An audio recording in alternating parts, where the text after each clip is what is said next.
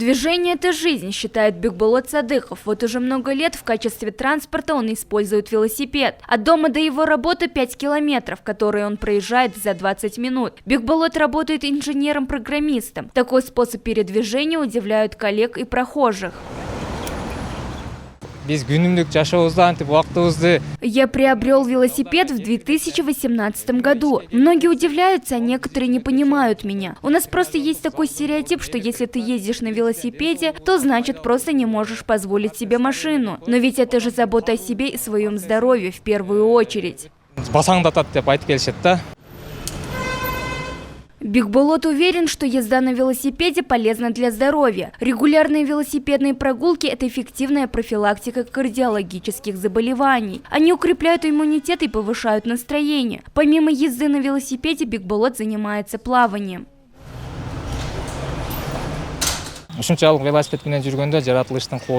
Некоторые люди не могут найти в своем плотном графике время на спорт. Но ведь можно заменить машину или общественный транспорт на велосипед, и будет вам спорт в жизни. Также езда способствует сохранению молодости. Я об этом много читаю в интернете и хотел бы обратиться к нашим горожанам, чтобы они заботились о своем здоровье.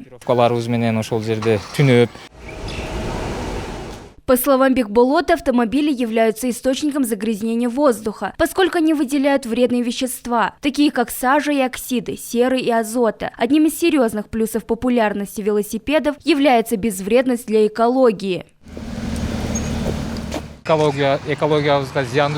Я думаю, что как жители нашей планеты мы должны заботиться о нашей природе, об экологии. Даже одна маленькая машина вырабатывает столько вредного, а мы этим дышим. Если каждый приобретет велосипед вместо машины, как очистится воздух в нашем городе, стране, да и в целом в мире? Это же прекрасно.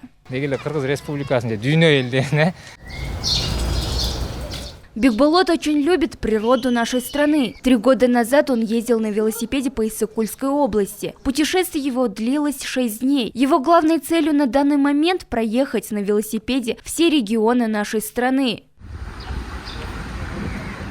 Нагима Бакаева, Манарбек Арзыбекулу, ЛТР, город Ош.